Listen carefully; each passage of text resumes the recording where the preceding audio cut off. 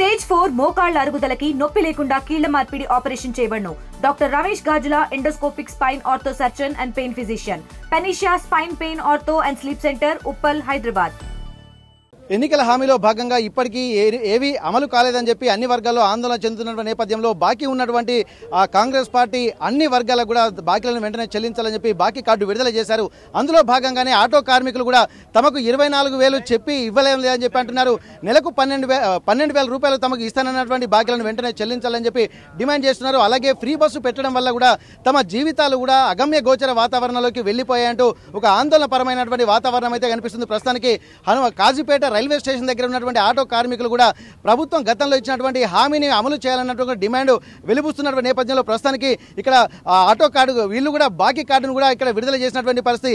Auto అన్నలకు కాంగ్రెస్ బాకీ card 22 నెలల పాలనలో ఇచ్చినటువంటి హామీలు మరిచి ఆటో అన్నల్ని సంక్షోభంలోకి నెట్టినటువంటి కాంగ్రెస్ సర్కార్ అంటూ ఇక్కడ ఆటోలకు ఇక్కడ ఫ్లెక్సీలు కూడా ఆటోలకు అతికించేటువంటి ప్రయత్నం చేస్తున్నారు. 24,000 రూపాయలు బాకీ కార్డు కూడా ఉన్నటువంటి కాంగ్రెస్ ప్రభుత్వం వెంటనే చెల్లించాలంటున్నారు. ఫ్రీ బస్సు పేరుతోటి కూడా ఆటో కార్మికులు ఆత్మహత్యలకు కారణమైన ఒక ఆందోళన మాత్రం వీళ్ళలో మిగులుతుంది. ప్రస్తుతానికైతే ఆ ఆందోళనకరమైనటువంటి వాతావరణం నుంచి బయటపడాలంటే ఏం చేయాలి? ప్రస్తుతానికి వరంగల్ పశ్చిమ మాజీ ఎమ్మెల్యే దాసం వినయ్ భాస్కర్ గారు ఉన్నారు. వారికి అండగా ఉంటారని చెప్పారు. గతంలో కూడా ఎన్నో సంక్షేమ పథకాలు బీఆర్ఎస్ పార్టీ ప్రవేశపెట్టింది. కానీ ప్రస్తుతం వారి జీవితాలతో చెలగాట మారుతున్నటువంటి ఒక ఆందోళన వాతావరణం నెలకొంటున్న నేపథ్యంలో వినయ్ భాస్కర్ గారు ఇప్పుడు ఇక్కడ ఫ్రీ బస్ అనేది కూడా కొంతమంది మహిళలకు ఊరట ఇస్తుందని చెప్పి అంటున్నారు. కానీ ఇక్కడ ఆటో కార్మికుల పొట్టగొట్టారన్నటువంటి విషయాలు కూడా చాలా మంది ఆత్మహత్యలు కూడా చేసుకున్నటువంటి విషయాలు చెప్తున్నారు.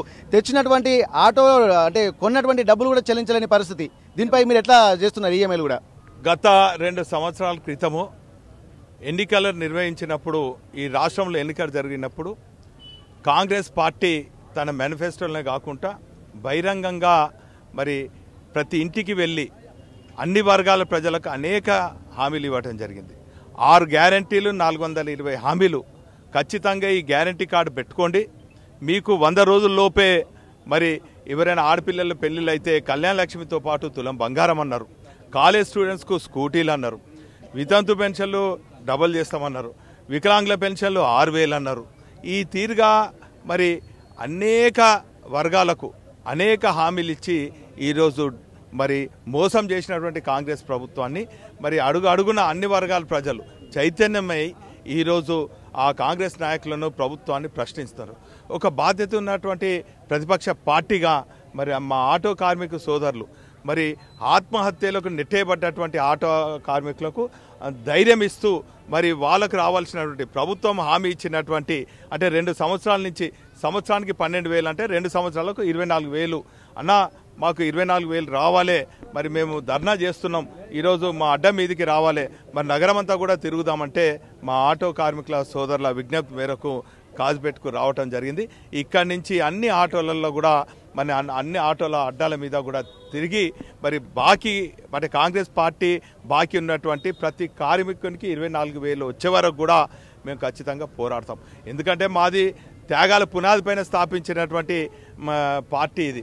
ఆ రోజు తెలంగాణ ప్రజల ఆకాంక్ష మేరకు 14 ఏళ్ల పాటు మా అధినేత కేసీఆర్ గారు ఉద్యమ నేతగా, ఉద్యమ పార్టీగా, మేము ఉద్యమకారులుగా మరి తెలంగాణ ప్రజల ఆకాంక్ష మేరకు మరి తెలంగాణ సాధించడం జరిగింది. సాధించినటువంటి తెలంగాణలో 10 ఏళ్ల పాటు సంక్షేమం, అభివృద్ధి కార్యక్రమాలతో పాటు దేశంలోనే భాగంగా ఉండే విధంగా తెలంగాణ రాష్ట్రాన్ని కేసీఆర్, కేటీఆర్ గారు తీర్చిదిద్దడం జరిగింది. ఈ నగరానికి కూడా అనేక అభివృద్ధి కార్యక్రమాలు చేయడం జరిగింది. ఈరోజు మేనిఫెస్టో అంటే మరి ఏ రాజకీయ పార్టీకైనా కూడా భగవద్గీత, మరి ఖురాన్, బైబుల్ లాంటి మరి మేనిఫెస్టోను మరి అడ్డం పెట్టుకొని ప్రతి ఇల్లు తిరిగి కాంగ్రెస్ నాయకులు మరి ప్రజలను మోసం చేసిండ్రు. కాబట్టి ఆ మోసాన్ని గ్రహించి ఎక్కడికక్కడ కాంగ్రెస్ నాయకులను నిలదీస్తుంటే వాళ్ళు డైవర్షన్ పాలిటిక్స్తోని అనేక రకాలుగా కుట్రలతోని, కుతంత్రాలతో కేంద్రంలో ఉన్నటువంటి బీజేపీ, రాష్ట్రంలో ఉన్నటువంటి కాంగ్రెస్ 2 పార్టీలు కలయికతోని బీఆర్ఎస్ పార్టీని తుదిముట్టించాలని చూస్తున్నారు. మరి ప్రజా గొంతుగా మరి ప్రజా సమస్యలు లేవనెత్తుతున్నటువంటి మా బీఆర్ఎస్ పార్టీ శ్రేణులను, గులాబీ సైనికులను రకరకాలుగా వేధిస్తున్నారు. మా నాయకులు కేసీఆర్, కేటీఆర్ పైన మరి అనేక అక్రమ కేసులు పెడుతున్నారు. మా హరీష్ రావు గారి పైన అనేక అక్రమ కేసులు పెడుతున్నారు. మా శాసనసభ్యులపైన అక్రమ కేసులు పెడుతున్నారు. మా పార్లమెంట్ సభ్యులపైన అక్రమ కేసులు పెడుతున్నారు. ఈ కేసులకు భయపడేటోళ్ళం కాదు. ఖచ్చితంగా ఈరోజు కేవలం కాజుపేటలో ఉన్నటువంటి ఈ నగరంలో ఉన్న ఆటో డ్రైవర్ల కోసం కాదు, తెలంగాణ రాష్ట్రంలో ఉన్నటువంటి ప్రతి ఆటో కుటుంబాన్ని ఖచ్చితంగా తట్టి లేపుతాం. వారికి ఉన్నటువంటి కాంగ్రెస్ పార్టీ ఇచ్చినటువంటి వారి హామీని నెరవేర్చే వరకు కూడా గల్లీలా తిరుగుతూ వారు వెంటాడతాం, వేటాడతాం. ఈరోజు ప్రతి వర్గానికి ఇచ్చినటువంటి హామీని నెరవేర్చే వరకు కూడా బాధ్యత ఉన్నటువంటి ప్రతిపక్ష పార్టీగా, గులాబీ సైనికులుగా ఆ వర్గాలకు అండగా ఉంటామని సందర్భంగా తెలియజేస్తారు. ఆటో సంఘం సంబంధించి అధ్యక్షులు మనతో ఉన్నారు. ఒకసారి ఇప్పుడు మీకున్నటువంటి ఆలోచన విధానం ఎట్లుంది, అసలు ఇప్పటి వరకు ఏ విషయాలుగా మీరు ఇబ్బందులు పడుతున్నటువంటి పరిస్థితి?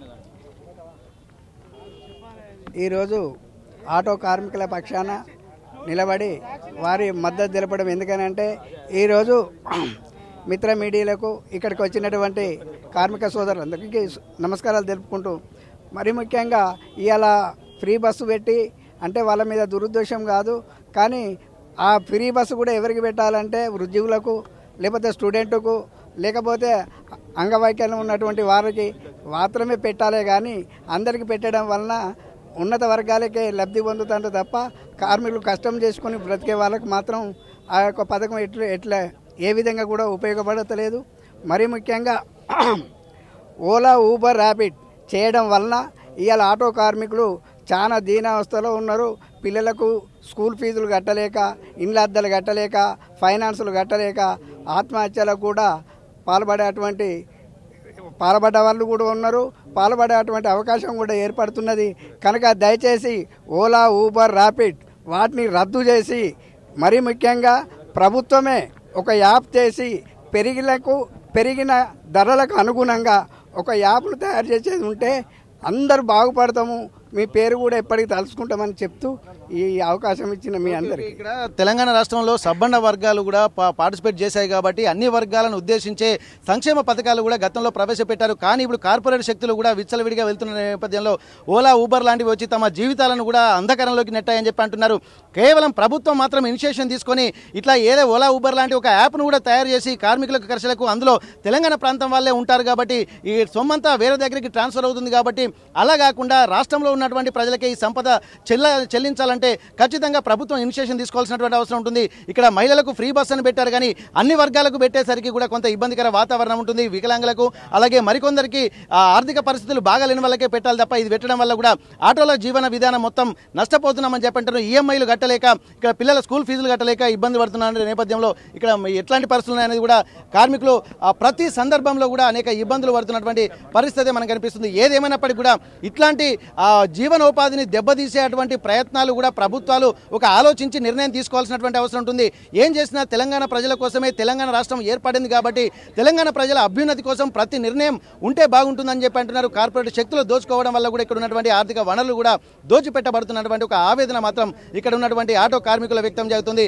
ఏదేమైనప్పటికీ కూడా ఇప్పటికి 2 సంవత్సరాలు అవుతున్నది కాబట్టి 24,000 రూపాయలు అంటే సంవత్సరానికి 12,000 రూపాయల చొప్పున ప్రభుత్వం ఏదైతే హామీ ఇచ్చిందో ఆ హామీని అమలు చేసి ఇప్పటి వరకు 2 సంవత్సరాలు గడుస్తున్నాయి కాబట్టి 24,000 రూపాయలు ఇస్తే తమకు కొంత ఆర్థికంగా ఒక భరోసా కల్పించిన వారు అవుతారన్నట్టు ఒక విజ్ఞప్తి, అలాగే ఒక ఆందోళన మాత్రం ఇక్కడ కాజీపేట ఆటో కార్మికుల్లో వ్యక్తమవుతున్నటువంటి పరిస్థితి. కాజీపేట రైల్వే స్టేషన్ నుండి కెమెరా పర్సన్ వంశీతో Venkataratnam, RTV Warangal.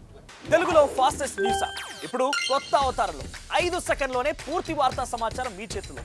Social media trends మీ కళ్ళ ముందుకే live TV and voice search options తో ఇప్పుడే డౌన్లోడ్ చేయండి. యాప్ లింక్ డిస్క్రిప్షన్ లో ఉంది.